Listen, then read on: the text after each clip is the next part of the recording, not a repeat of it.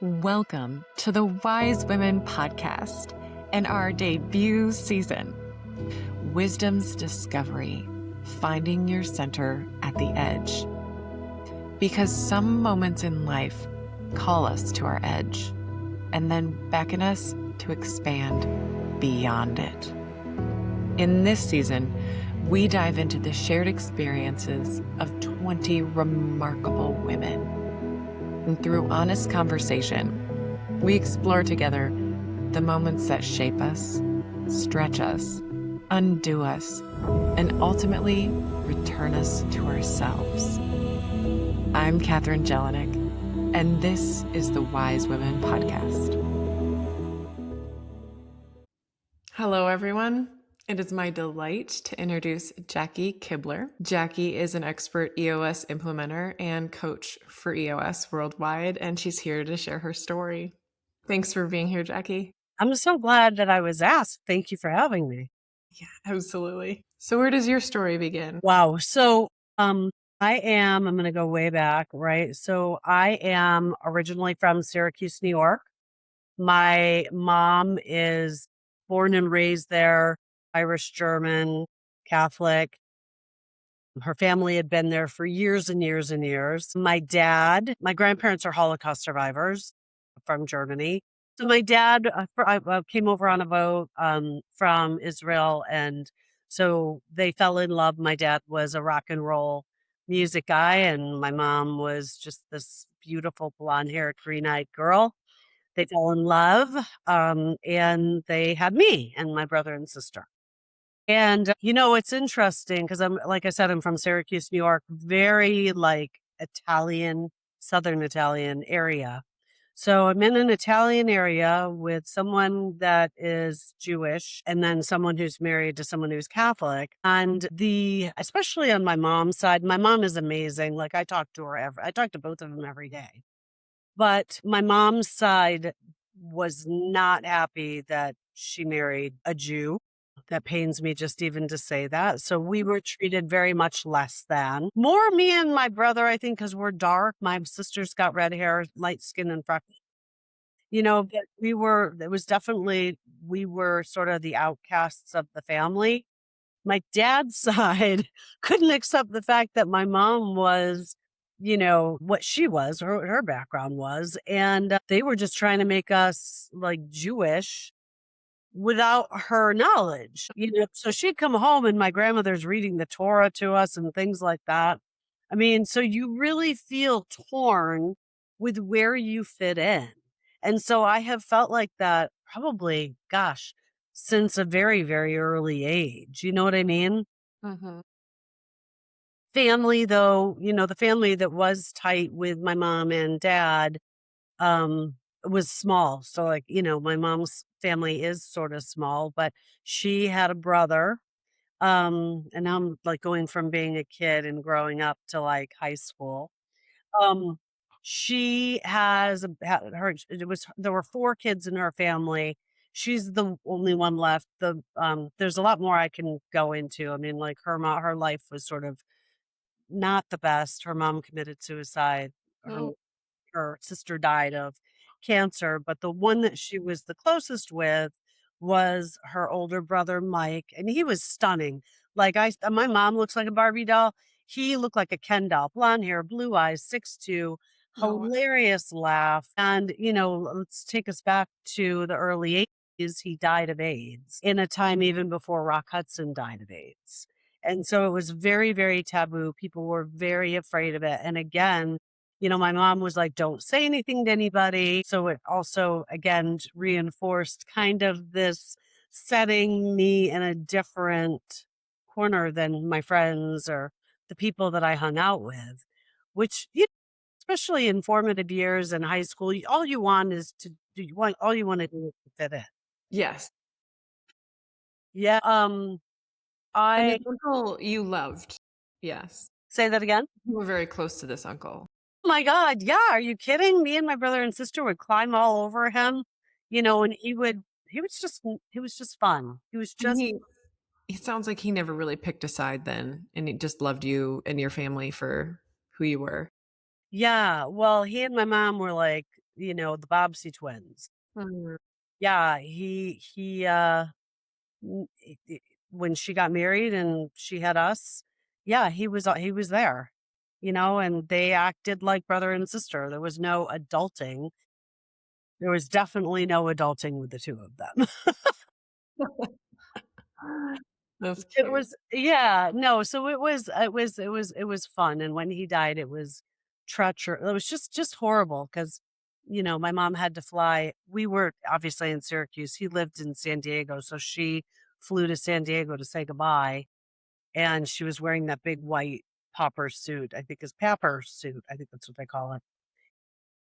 So it was just tough. Interestingly though, as I was trying to figure out what I wanted to do, I'd always volunteered with people with mental and physical disabilities. My uncle's got Down syndrome. So my mom worked in that room. And so I volunteered from like a very early age and decided when I graduated high school, because my passion is people. It's always been people. Even though I was always trying to figure out how to fit in, where do I fit in? Who are my people? I mean, interestingly, I found I was sort of like a Pied Piper. I still kind of am to this day. So even though it might feel like I'm usually feeling like how do you fit in? I usually could find people that would want to do whatever I liked having fun with people. So that Yeah. it was a Pied Piper type thing, and I do it to this day. Do So you question on that though is as a person who actually has a belonging wound that's healing, did you ever have the belonging wound or did you always feel like, you know what, I'm gonna just make it? If I don't belong, I'll create belonging. Like, did it ever stick to you? I think if I did that, I wouldn't have been able to strive forward. And I think that all I really wanted to do was to strive forward, and that might not have been my grades in high school, right? Definitely might not have been that.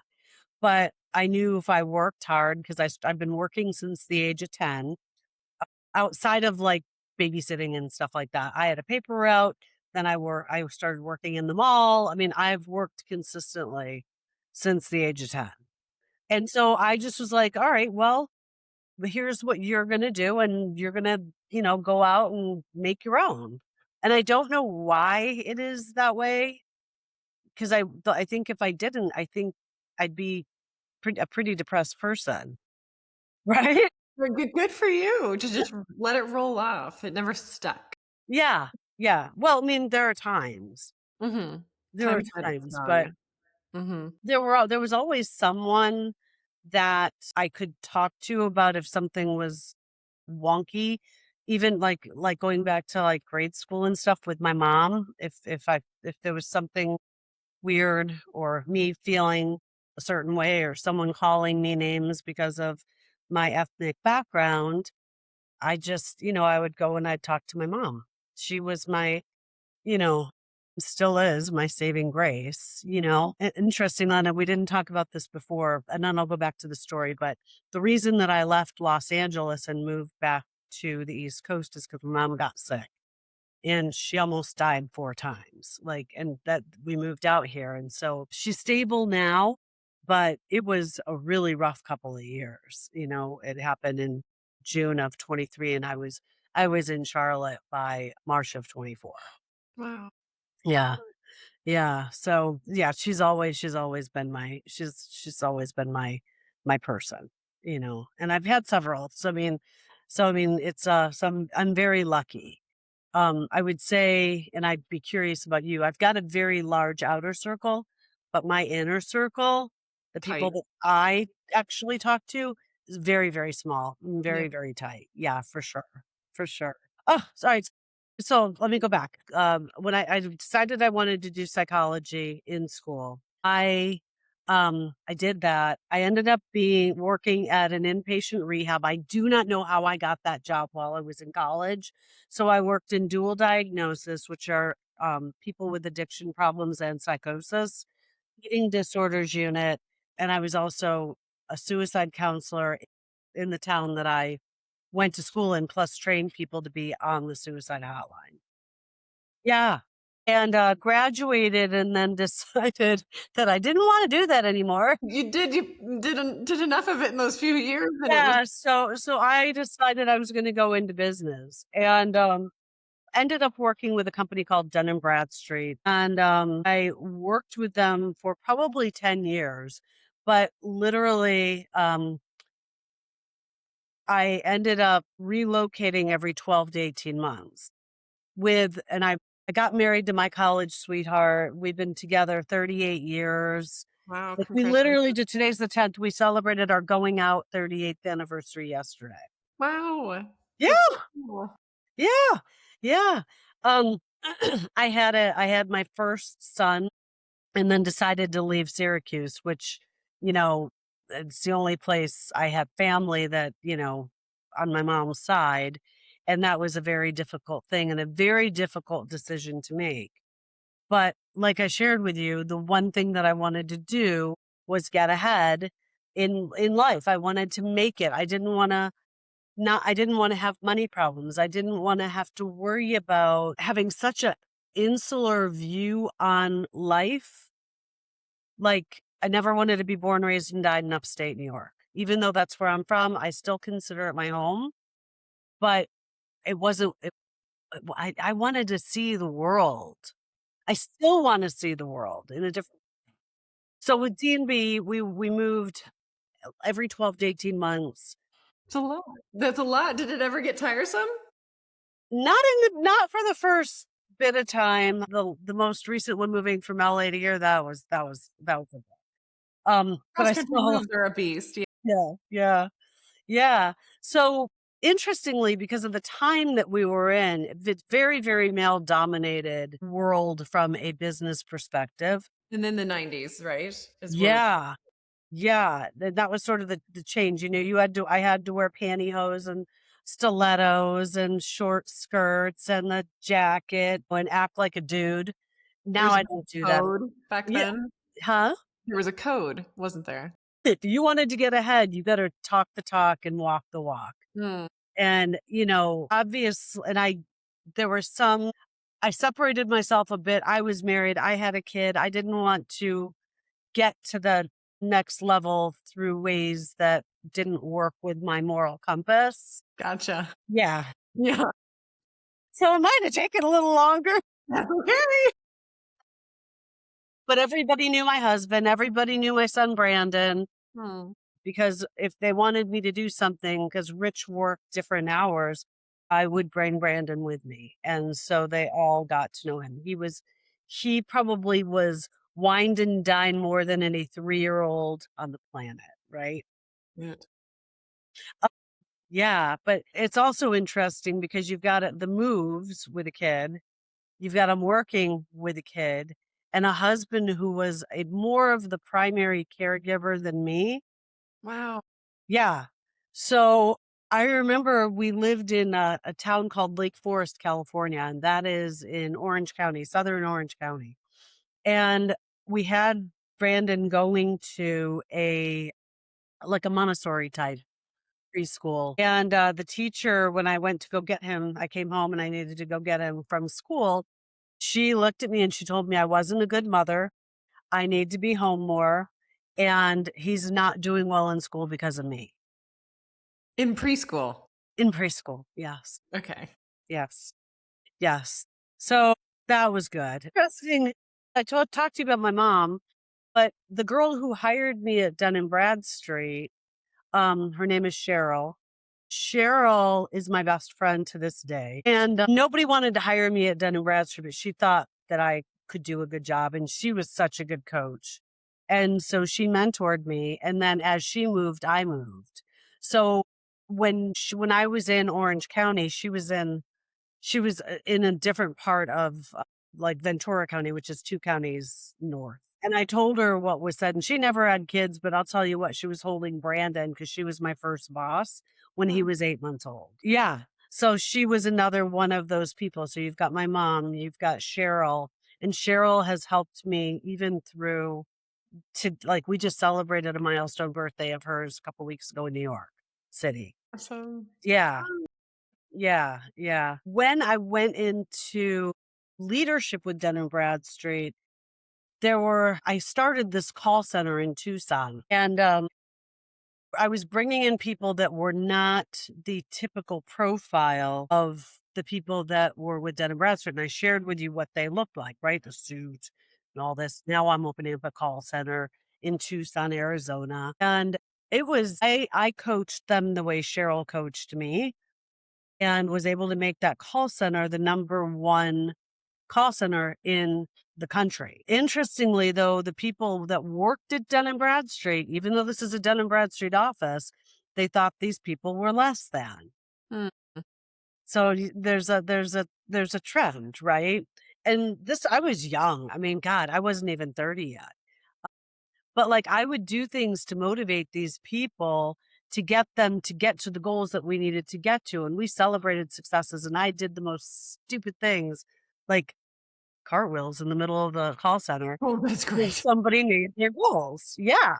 And I do things even now as an implementer. I mean, people that hire me, they want someone that hears them, talks to them, and has fun doing it. So like if people now are like not coming to it, like paying attention when they need to. I was in a rock and roll band for 8 years. I've sang all my life. I break out in song and I'll say something like, "Come on back to me, baby." And then they'll listen to me. It's like, wow. Yes. They all know it now and they wait for it. And if I don't sing to them, they won't rate the meeting the way I want it to be. Wasn't that great? At this point, you're just like, It we just, need you to do some song and dance in order to feel yes, totally at ease. yes, yes. Yeah. So I, after like D&B and like having, like, there were a couple other places that I worked at. My mom's still thinking I'm moving back to Syracuse. I had a second child. I had a second child. So Brandon, I had at 25. Josh, I had at 35. I Wow. actually was at a place that I'm like, hey, I won't be traveling as much. I can, be around. And then it was an entrepreneurial company. So the people I work with now, that was the type of company, but I'd only worked with larger companies. So I didn't realize how chaotic it could get. And the guy was trying to sell his business. So, I ended up only being there for a little while, and so Josh moved around because I ended up going back to Dun& Bradstreet. But it's just been it's I actually up until Vistage, because I worked at Vistage, almost every single move was because of somebody I was friends with at Dun& Bradstreet, right? So, yeah, weird. One thing that I didn't talk about, so I did say that Rich, my husband, was more of like the caregiver, which nobody took that seriously either. So like I remember once Brandon like fell and broke an arm or something, and I was traveling in an office way. And the school called me, I guess, 3 times, and of course, I didn't answer, so they finally called Rich, and he's like, "Who does it say on the emergency contact?" They're like, "You." "Then why did you call my wife?" Right? So, opposite of what I was going through, he was going through. So he around so much, he was going from job to job. And when we, in 2005, he was like, "You know what? I think I want to become a nurse." And my best friend Cheryl, after she left Dun& Bradstreet, became a nurse. Wow. Yeah. So she actually talked to him before before he made the decision. And, yeah. So not only did she hire me, she helped him to become a nurse. And I took on, when he said he wanted to do it, and he went into an accelerated program where he couldn't work at all. I'm like, you need to Mm. do what's going to make you happy. Like, serious. He's been doing that since 2007. He's a cardiac surgical nurse. Wow. Yeah. Yeah. Yeah. So, I mean, that's kind of my thing. When I decided to, and actually I'd say Vistage Worldwide was probably one of the few places that I actually felt like I fit in. But Oh, interestingly, it's because I worked with 100 entrepreneurs. The chairs, the Vistage chairs, those that I worked with, and apparently, I mean, he's still like, we still go on vacation together. The guy who was the chair of chairs was like, no one from corporate has ever been able to do what you were able to do. Hmm. Meet people where they are, right? And before I even started with that job, corporate was saying, you're never going to be able to move these chairs. They don't want to do it. They're too close to corporate. It's not going to happen. And I did what I did with every other company. And I've managed 120 people before, like a whole sales organization of 120 people. I have launched divisions of companies. I've launched new channels. I've reorganized. And I'm like, of course, it wasn't, gosh, not direct, influential. This would be an influential leadership role. But I just did the exact same thing, motivating people. I made partnerships with companies. And that part of Vistage went to the number 2 spot in about a year. Wow. And it was those chairs, like I would have real conversations with them. And they're the ones that when I was trying to be political at one of their meetings, it's called a VCG meeting, they nailed me on it. I'm not kidding. They're Like, not used to you doing that, huh? yeah. They were like, you're saying one thing, but what I'm hearing is something different. Like, Huh? why are you being political? And like I had Okay, 3 got it. I'm not allowed to play the game. yes. No, that's exactly it. And like my most professional growth time was with those chairs. And I'm still friends with them to this day for a handful of them. No. Yeah. They're the ones that gave me the book traction. They're like, this is where Vistage misses the mark. How do you operationalize a business to grow it? Yeah. And I mean, it's amazing, like, someone who used to work at Vistage, her name is Shelley, and then a guy who I knew from Vistage from a different part of Vistage, his name is Bill. I talked to both of them. They talked about how really cool the culture was of EOS. I think, and like, I had my husband actually talk me into going off on my own because I was petrified. I'd never done it. When I've tried to make jumps before, sometimes you'd fall flat on your face, but he's sort of an introvert. Came back from work one day and he was sitting out in the back, a couple glasses of red wine, the fire going, and I go out and he's like, I need you need to have faith in yourself to do this. You can do this. And for 2 hours he talked to me about it and told me that if I fall, he'll catch me, you know? Yeah.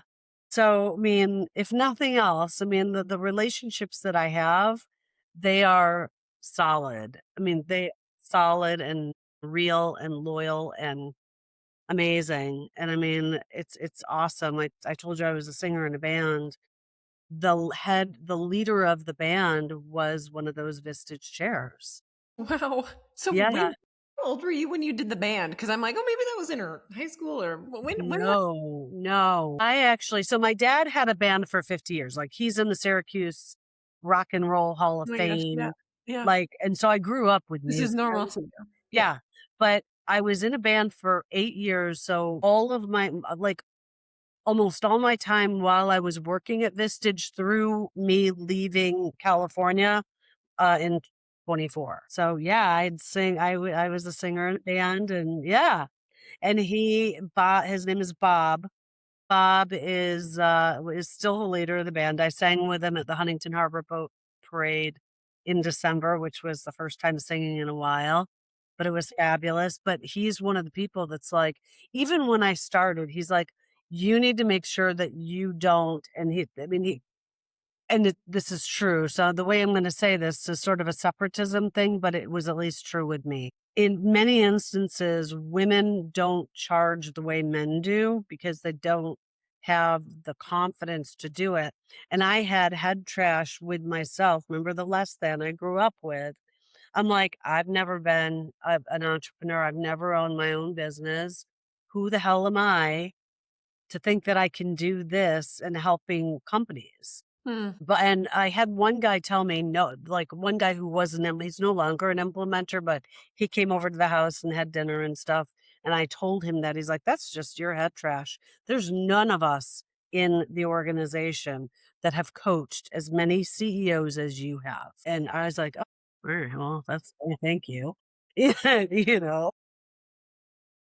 Yeah, no kidding. All that visit time and I mean, yeah. Wow. yeah. So I was thrilled that Bob gave me I mean, I didn't do it exactly the way he wanted me to do it, but I did like over the years, I was doing what I felt I needed to do to help ensure I set myself at the level as everybody else. And that was at my level, Mm, you know? So that's kind of the way I live it now. And the company has grown so much that like I've got my handful of like we call ourselves the wise women. yeah. And I'm actually one of the ones setting up our retreat this year, and it'll be in Chicago, pretty close to your neck of the woods. Mm. And so yeah, you should come. It's pretty awesome. But I've got my handful of folks, absolutely adore them, trying to keep up with everybody, even like I know the people that are my mentees. Mhm. 900 of us and I guess I was number 200 something. It is remarkable, the growth, absolutely remarkable. Yes. Yeah.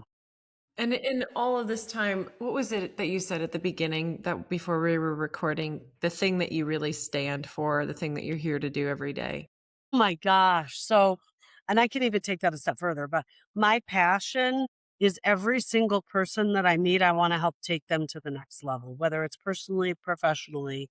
I want them to understand what their version of success looks like.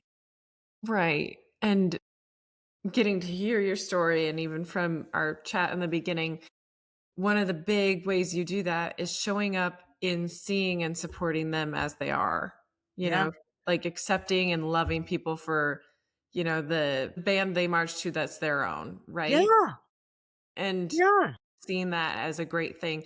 In your story, it's so cool to hear that like you can keep marching to your own drum when you have those few people in your corner saying, "Yes, you go." "Yes, Yeah. this is great. You be you." And you've Yeah. had that, and I see that you show up as that, of course, for people, knowing the value of what just even one or two people can do to let a person be fully authentic in their path, you know? Yeah. Do you want to hear something hilarious with what you just said? Not What? hilarious, but in a really, really good way. My Hmm, oldest son got married on October 4th of last year. cool. And it was myself and the mother of the bride who performed the ceremony. Mm, And after the festivities, my son sent me, it was supposed to be a speech that he did, but he didn't do it. But he okay. sent it to me and it said that exact same thing. He's like, what I've always loved about you is that you march to the beat of your own drum and you make stuff happen and you make people feel good about what they're doing and you help them to become better. Mhm. And even saying that sort of like chokes me up because it came from my son, Yeah, you when they know? see you for who you are, it's the greatest. Yeah. Yeah. And taking it full circle, because I also told you that nobody wanted me to leave Syracuse. I've Hmm, been in Charlotte for 2 years. I have got one of my sister's daughters, her youngest daughter, living in this house while she's going to nursing school, doing an accelerated program, like, which cool. yeah. Yeah. I mean You're paying it forward all the ways that you got loved and yes! cared for. Yes. Yes. Well, you have to. To me, karma, like with EOS, one of our core values is help first. And like today, I was at the local JCC giving tools to those solopreneurs that come together once a month. I was their speaker. And it's like, if you guys need anything else, I'm here. Know that I'm here. And yeah, no, you got to pay it forward. Hmm. Yeah. But your brand is unique in seeing how people might not be fully seen or, taken care of, or the parts of them that aren't totally naturally accepted all the time. And being able to bring that into the fold and recognize it as valuable is huge. Well, thank you for saying that. That means a lot. Yeah. So, how about in your words, what's the moral of the great story here? Like, what's the big wisdom that you've gained? I never judge. I mean, this is so cliche. I never judge a book by its cover. It's usually got many layers like an onion. Two cliches for you. Yeah. You have to be open and let people talk so that you can understand what is driving that person. Because if you don't understand what's driving them, you're never going to be able to help them. And here's the other part, and I learned this the hard way. You can't want something more than they do for themselves, right? So seeing who they are, trying to help them get to their next level. There are lots of people that say they want something but don't do it. And like, I'll tell you what, I can't tell you how many times I actually tried doing it for them or pushing them along, and it doesn't work. And that, I'm sure one of the guys that had talked to me about EOS, Bill, he'd be proud of me because he told me that for years, and I'd say that for more than just work, it's for everything, you know, going back to even the addiction, the folks with addiction, there's a 97% failure rate for a reason. Yeah. The only valuable path is the one we can walk ourselves, but you can get support, right? Yeah. And I want to have that be that net, or show them how they can, just using EOS, use the tools, follow the system, right? If you want to, today at the JCC, I was like, so I'm giving you the tools. So let's pretend I'm giving you an elliptical machine. That's the tools. The support would be, I'm your coach. I'm coming to your house at 7:00 every day, telling you to get on that elliptical machine, like coaching you through that, giving you the hoorahs that you need when you finish it. But I can't do it for you. Yeah, exactly. That's great. Incredible. So even with all the support in the world, all of us need that intrinsic motivation. And I love that you're underscoring that you can be a lot for people, but you can't be everything. Right, right. Well, and here's the interesting thing. I wish more people, like I had a few people that did that for me, right? They gave me the support, and I know I'm an interesting, unique bird, but those who like don't just judge, like they try to figure out why behind whatever the action is. Those are the people that help drive change more than anything else. And I've had more people judge me in one way or another for my entirety of my life. I'm not going to do that. And I'm not going to let myself get discouraged about it.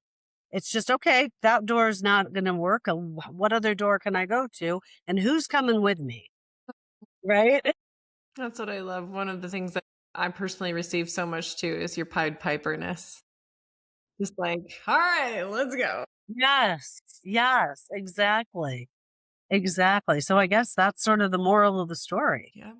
Feel free to be your own Pied Piper, folks, and lead it.